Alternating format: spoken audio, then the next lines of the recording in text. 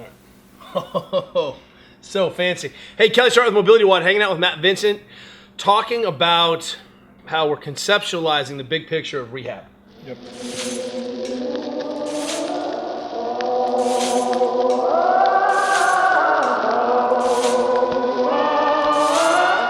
Matt's going to have knee surgery, and it's a pretty aggressive knee surgery here in about a month. Yep. And you got a couple more competitions. I have 3 left, and they all are pretty important, so no coast. No coast. So this is a conversation. If it was my dream, I would say, hey, look, we're done. Right? Yeah, Let's back off. Let's just prehab this thing. Right. And there's no such thing as prehab. It's only training with a bum joint. Yeah, so I've got national championship in Bethlehem, Pennsylvania, September 25th, 6th, and I have surgery the 28th. As you should be.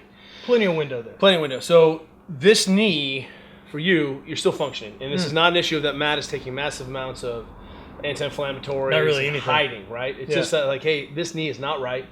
And he's making a big boy decision because he's a professional athlete. And you have sponsors, and it's what you do, and commitments, and people show up for you. And this is the reality of professional sports. Finish season. So we just did a little piece about, hey, some goals on beforehand, setting goals, shifting loci of control, optimizing, all the things that you can do to set up that knee for as healthy a recovery as you can. Right. Just kind of stack the cards in my favor to have that surgery go That's as right. good as possible. So now we're talking about, around the knee, there's some specific goals, but now we're talking about how do I manage? Because the first and foremost is you're going to, have to do the time. Yep. Now, I hear all the time, and the physios say all the time, people be like, I'm a fast healer. I'm like, oh, right. You're so different than all the physiology out there. It's strange now that I've been older and I've had some injuries and I've trained enough, I guess, training age that, when they basically told me, for the scope, they said, you're looking at 6 weeks to your full recovery. I said, cool. I'll plan my first competition 10 weeks from now. That's right. That's right. I'm not in any hurry. There's no reason to rush out of the gate, do damage, and then really shit the bed. Don't throw the baby out with the bathwater and screw it up right off the bat. Just be smart, and then it works for the next 10 years. Yeah, what we like to say is the first day sets you up for the third day. And if you're already behind on the third day, then you're not going to be great on the 10th day. And the earlier, our aggressive rehab protocol is to be hyper conservative. And that doesn't mean we put you up on the couch and leave you alone. That's definitely not what we do. What I like to do is see athletes, and our basic protocol is when you wake up from surgery, so we'll talk about this. So one, understand you got to do the time. Yep. There is a bell curve of function, right? And I agree that you may be a fast healer or you may be eating right and sleeping right. That means you're on one standard deviation away. Yeah, wish. No, you understand. The laws of human physiology do not apply to me. I'm different. Right. And what we see is a lot of athletes go back too soon, and then they then don't have the outcomes that we want, especially when we're working on articular surfaces, right? So when a surgeon sets up rehab guidelines, those guidelines are based on how the human physiology heals. It's about how do we systematically progress and load so that we don't manage to injure a tissue or pull a suture. Here's a great example. At 6 to 8 weeks, most people are like, I feel great, pew, pew, pew. And they start doing stuff, and right then on an ACL graft sometimes is when the graft is its weakest self. It's like, bleh. Yeah, and then that's when you pull it out, right? So that's when to go get in some pickup basketball games. Yeah, dude, I feel good. I got no swelling. Let's go. Let's do this. Skadoosh, right? And so you understand that, on surgeries like this, for me, the surgery life cycle is a year. It's going to take a year before you feel like a rock star. Perfect. Because it just takes that long for the tissues to finally fully mature and your nervous system to come around. It doesn't mean that you're not at full function, but we can still have you winning championships at 80%. Right. But it's going to be a year, right? And that doesn't, again, this is not a year of suffering. This is a year of... It's training. We're going to be training your brains out. But it's still training smart. It's training in a little bit more controlled setting, a little bit more... You should not, do not take it on yourself to go exceed the rehab guidelines. They are there because they're set up for your tissue healing times, not to keep you limited, right? Okay. So one, understand you just do the time, but that means it's a diligent fight every day to stay ahead of the physiology. Right. Right, because you're swelling. So we do the time. The second thing is the first Second thing is the first thing. Second thing, B or C, whatever. the level day we're on. you get out of surgery, the first hour, you're waking up. I want a Mark Pro on it, on the quad. That's right. And that means you may need to talk to your surgeon or explain. Or when Juliet came out of surgery, I was like, hey, babe, how you doing? It's so great. And I put the pads on her herself, and we immediately start pumping. And what's happening is that usually we're spending 12 hours in bed, or we may be an outpatient. It could be longer. Yeah, I'll be overnight. Right? So you're overnight because it's a big deal. And you may lose blood or not. But what we're seeing is that first hour, this is the analogy our friend Gary Reynolds says. If you know it's going to snow an inch an hour for the next 12 hours, you can go out once an hour and just kind of sweep off the snow. Yeah, right? it's no big deal. Or you can wait till there's a foot of snow and you're not going to need a brush. Fight for half a day. That's right. And that's the difference. That makes a lot of sense. If we can stay ahead of your swelling, innate, natural, normal, important swelling process, that's how your body is healing. And the healing isn't a mistake. It's the failure to evacuate the swelling that's a mistake.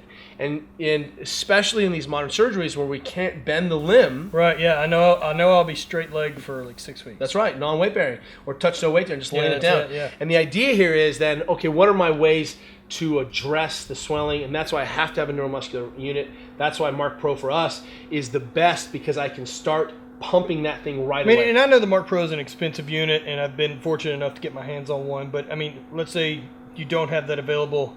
Would a basic 10 unit be better than nothing? Anything that gave you a solid muscle contraction, I'll take. Perfect. Right? That opens up the window. And the idea here is, hey, how am I going to manage it? Well, can I get a compression sock on? Damn straight I can. So right off the bat, I'm rocking compression. Yeah, I bet I come out of surgery with one already on. You'll come out with this pinche white surgical sock, but you are. I mean, if you're into that sort of thing, I think you can leave it on and be like, yes, ma'am, I'll totally wear this, and then slip on your favorite brand, Skins, whatever. I took a set of the Skins, like the A400, the good compression pants, and I just cut one of the legs off and just use that whole leg sleeve. You should be thinking compression to manage the interstitial space. If it's not large, it's not going to swell. And if I can pump and wear compression at the same time, I pump out and it just stays small. And that is a massive, massive game change. And most surgical sites, surgery centers, are going to put some kind of compression boot on you because they're worried about DVTs, they're worried about the fluid stasis, right? But if you're pumping and you're out compression, you're going to rock this. This is a huge idea. Awesome. The other thing that happens when we get compression or the contraction is that we desensitize because of movement. Your brain is getting this movement signal, and it's not going to be flooded with a pain signal. A lot of times they're shoving a bunch of Marcaine into the joint. They're maybe doing a local joint block, and literally your brain is like, you wake up and you're like, I feel great. This feels no big deal. Day 3, I'm miserable. Yeah, and you haven't taken any meds because you don't feel good, and then all of a sudden that thing wears off, and your brain is crushed with a pain signal. It's really difficult to back out of that. And you're going to have to take a massive amount of drug to get over on the other side. So what we'd rather you do is be able to move. And when you're moving, like it's like banging your hand, you're like, oh, oh, oh. And your brain cannot hear the pain signal if we're getting a movement signal. And that's that pain gate theory. And so one of the things that happens with that movement is that one is we are pumping out all the fluids right through the lymphatic system, which is the only way you're going to drain that. 2 is that your brain is getting a movement signal, and because it's moving, your brain is also not afraid to move. It's not going to be pain guarding, which is a big deal, because a lot of times people who get flooded with pain, they run into that dam that breaks. They're like, oh, oh, oh, and then they won't move, right? And then the brain just shuts everything down. But if it's moving constantly, then when the pain wears off, your brain's like, oh yeah, it's fine, we're moving, right? We've been moving. Third, what we get with that contraction is that the tissues, and you can look up at the American Academy of Orthopedic Surgeons, this is how they recommend healing. We need moderate loads on the tissues so that the scar tissue starts to align correctly. And if I don't have that line of force pulling through the tissues, I'm going to end up with a scar ball. But if I'm constantly just low grade pulling on those tissues, then all the fibroblasts go, oh, I know what I'm doing. Yeah, and so we're clear. This isn't like running the Mark Pro. I'm not blasting it on full blast. You're getting a good contraction. It's moving. You're getting a good contraction. Comfortable, no pain contraction. Yeah. Shouldn't hurt. What's pain-free, what's accomplishing the most. That's right. Why would we hook you up into a pain mechanism? The other thing that happens when we get this contraction going through the musculature is we maintain the connection between your brain and the limb. And one of the things that happens infamously is that you have to do these quad sets where you're like tapping your quad and doing all this feedback and like you have to flick your quad a whole bunch to try to maintain. But if you never lose the connection between your brain and your quads, what happens? Right. You don't have to come back from scratch. That's right? way ahead of the game. Big time. Also, is that muscle contraction, your brain starts kicking out this thing called an anti-wasting hormone, which means you can maintain your quad mass. The biggest difference we see in athletes who are thinking about movement early and thinking about swelling early is that they come out and their quads are the same size. Far less atrophy. Oh my God, like almost zero. Oh, awesome. But if you want to just wait 3 or 4 days, by I all need these means. boys. I need them to stay with me. My money That's true. That's true. I'm just saying.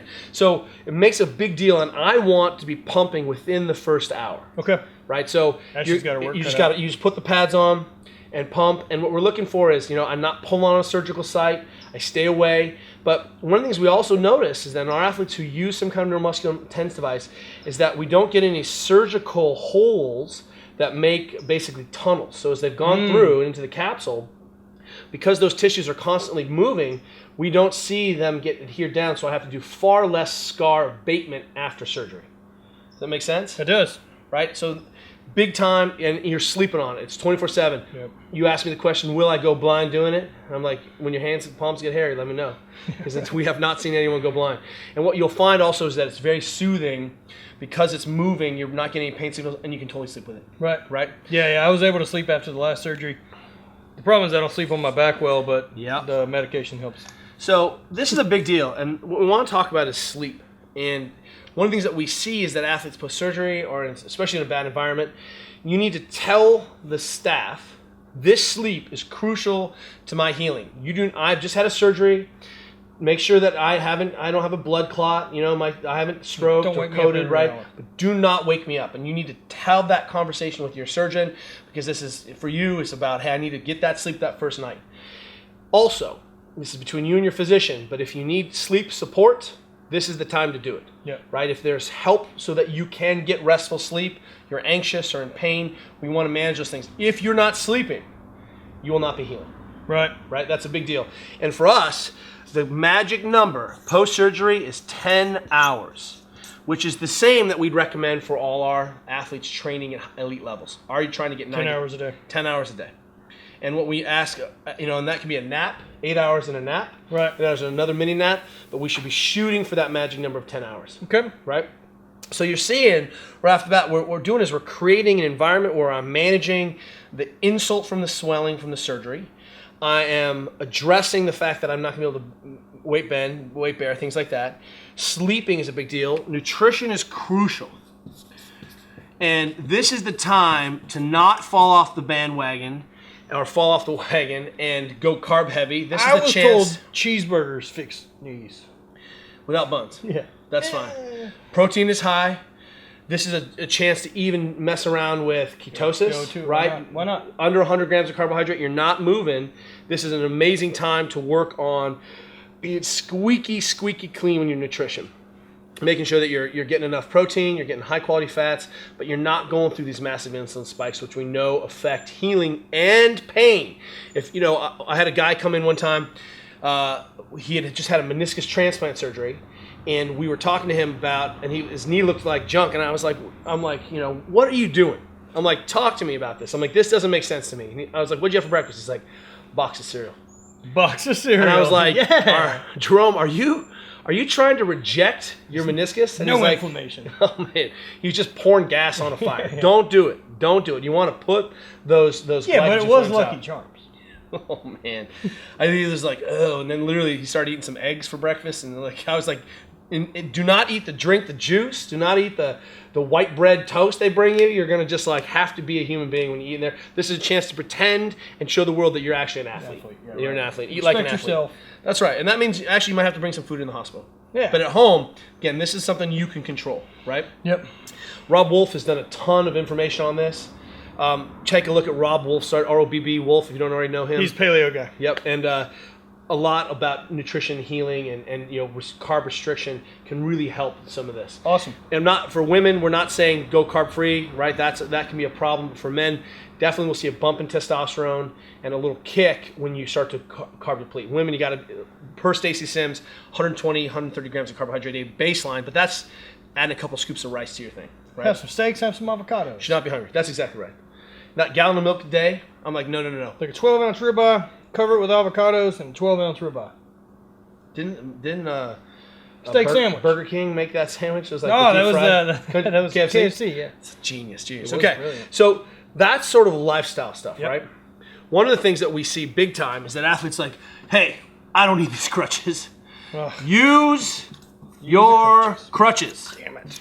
And the reason we want to use our crutches is that we're trying to let those tissues chill out. And this is going to be big for me, especially because we're going to implant cartilage. That's right. And this is supposed to be super fragile for the 6 weeks.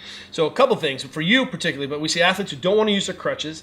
And for me, I'm like, hey, the reason we're trying to give these tissues a chance to chill, that's why we're using the crutches. And you walking around like, you've got captain, like a wooden leg. Cool. Now everything's really tight. Yes. My low back. Yes. glutes What are you and- doing? Yeah. So we've got a couple of old episodes about how to use crutches. You can turn out, pretend like they're gymnastics rings all the time, right? And the idea is use your crutches. Here's a big deal. Anytime we have a lower leg surgery, when you're up a bunch, gravity is working against you.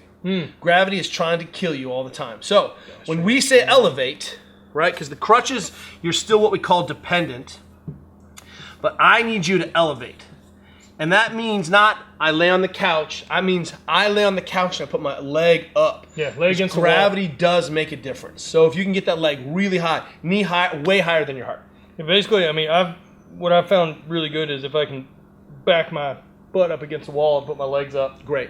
And I know that's not a long-term sustainable solution, but it makes a massive difference. And what ends up happening is when you're up on your crutches nonstop, because you're busy and you're like, I'm not going to let this knee thing get in my way of my...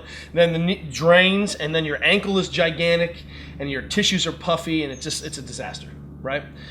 Ride up. Next day, guess what you get to do? Intervals. Assault bike. On the assault bike.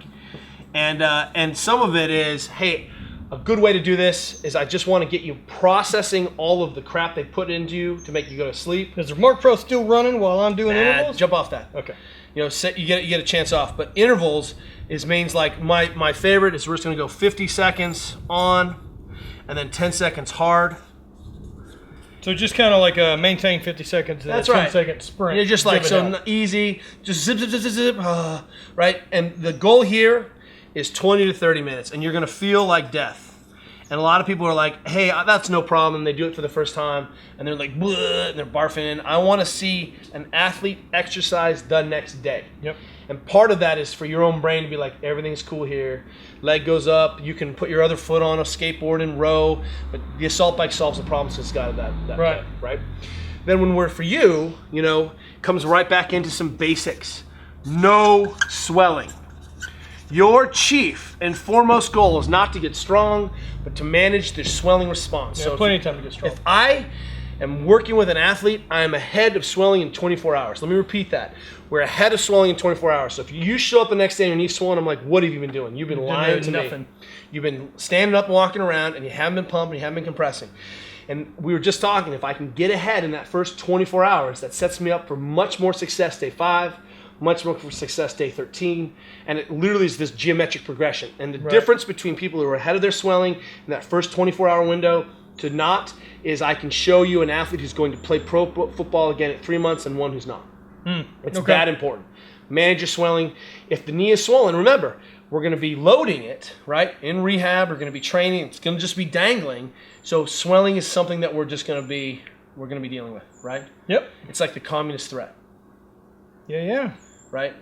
And so manage your swelling. Second is when your leg is locked out, you're going to be seeing a physical therapist who's going to be doing some gentle range of motion, mainly making sure that you can, keep your terminal knee Go extension. see a physical therapist. Yeah, you need for the acute rehab, physio is the best. Okay. Right? We are so good at this acute rehab cookie cutter. It's very simple. It's very straightforward, but it makes a massive difference. All right. To see a physio. Mainly, they can make sure your kneecap is floating around. We can make sure that the scars are looking good.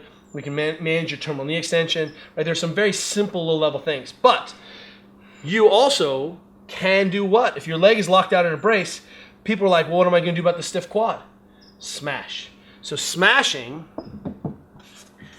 becomes part of the key process here. Nice. So lots and lots of smashing. Like if you had a kettlebell with a mobility sleeve on, like a sleeve on, like a kettlebell koozie, right? This would be a fantastic way. And this is an amazing way to address the stiffness that's building because you're not moving. Right. And you know, if you're a squatter and you don't squat once a week, what happens? Everything goes to hell, yeah. That's right. You got to move.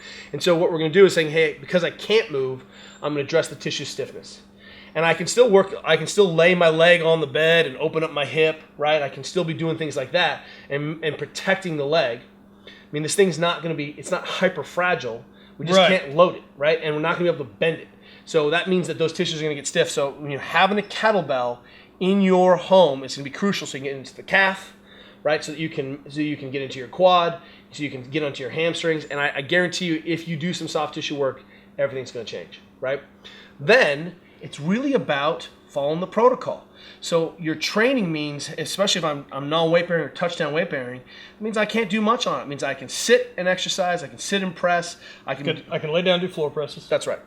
I can do pull-ups. You can sit and press. Yep. You got pull-ups, you got push-ups, you got assault bike, right? You could, I mean, if you want to Olympic lift on one leg, you can. Maybe that's the thing, right? So we're talking about, realistically here, I've got 6 weeks of critical time post-surgery that I really can't be weight bearing on the leg. I'm not going to lose the strength that I've built over the last 20 years or 30 years. No. You'll be at 89%. Exactly, which is fine. And then the muscle memory, because I'm already doing the right things and I've got the quad firing and I'm not having swelling, as soon as I'm said, you're good to go, yeah, it comes back. That's right. And that's where all of this is about. Can I manage the implications of the swelling and the implications of my life so that I can, be ready to load the tissues? Because when the door opens, I want to be ready. When I start to systematically load.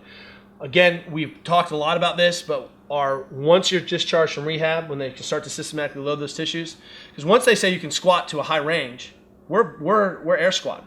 Yep. We're box squatting, air squatting.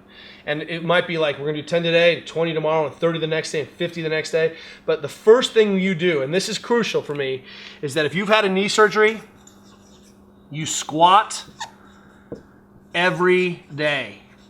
Yeah, that was actually good post, the rehab for the meniscus clean out. You get to squat every day. And it doesn't mean we're loading heavy.